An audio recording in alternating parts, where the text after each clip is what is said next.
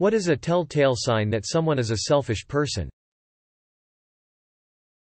Every bad thing you do to them is drama-worthy. Every bad thing they do to you are details and should be moved on from, and why can't you just do that?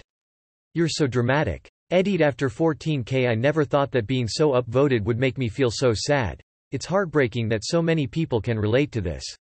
I am reading every reply that are addressed to me. Thank you for sharing. Conversations don't feel like conversations. They are one-sided talks about what they want, their thoughts, their life, their priorities, etc. When you are able to slip a word in, your words are used as transitions in their dialogue. No matter how you format your words, they all just add to the plot of their story. What you say and what you do are pawns in their game to be manipulated in a way that belittles your experiences, actions, opinions, and choices. When every single bad thing that happens to another person gets spun around into their personal problem, e.g. I am really upset because my family member is going through X. Doesn't think they're wrong in the slightest bit. They can't shoulder any bit of responsibility. I love these threads. I always use them as a way to measure whether I'm doing those things or not and fix them if I am. Made it about yourself, haven't you? He he he. Foo, you got me good. They gladly take any favors you do for them, but when asked if they could reciprocate once, they get defensive and/or aggressive and act like you're the selfish one for daring to expect something in return. It doesn't make you a bad person to expect reciprocation in a relationship with someone else, romantic or platonic. Relationships are give and take, and that makes them healthy. It's not entitlement to expect kindness if you give kindness. If you're the only one giving, you're being taken advantage of. Edit. As some people have pointed out, doing something kind with the expectation to gain something from it can be manipulative. I'm not talking about narcissism and manipulation. I'm talking about the natural give and take in a relationship. It is not manipulative to expect certain things out of a relationship, depending on what kind of relationship it is. The whole reason we make relationships is because they give us something, whether that be support, love, safety, or other advantages. It isn't a bad thing, it's a human thing.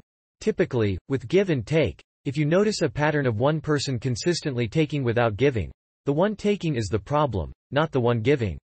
The kind of people who use this as a manipulation tactic aren't the ones who stick around in a relationship for years, doing favors and kind things without being asked to. They're more likely to do one favor and demand twice as much in return. Why do I know this? I've had these people in my life, which is what gave me the realization I commented above. They respond how worse their situation is when you're sharing your problems with them. No try for help or listening, just trying to draw attention on their side. If they always talk about themselves. I know many people that will just not shut up about their day an entire call, then just leave when you start talking about yours. Likewise, but some people just aren't aware that they're doing it. I've politely mentioned it to a couple close friends and they've been way more conscientious about their behavior since. Life ain't binary and good people might have bad habits without knowing it, so try to help them is my way of thinking. Your mileage may vary OFC, hence me saying some people. They bring nothing to the potluck but are first in line. They brought Tupperware containers to the potluck to bring home.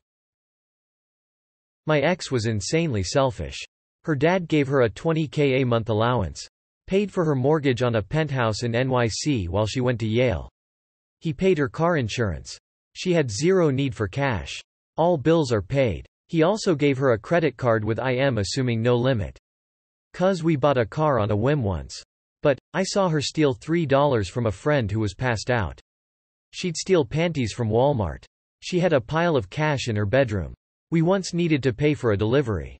IDK if it was bagels or pizza, but, she refused to touch the pile of cash. I had to walk to my car to get cash. And when I tipped her $10 for waiting, my ex went ballistic, calling me a bitch, a moron and queer. 'Cause, why would you give a random porky bitch $10 for $5 worth of food? We went to a celeb wedding. She found a way to take 4 gift baskets as opposed to the 2 we were supposed to get. Every guest got one. She also stole a $500 gift card to Victoria's Secret from the wedding. She's wicked greedy.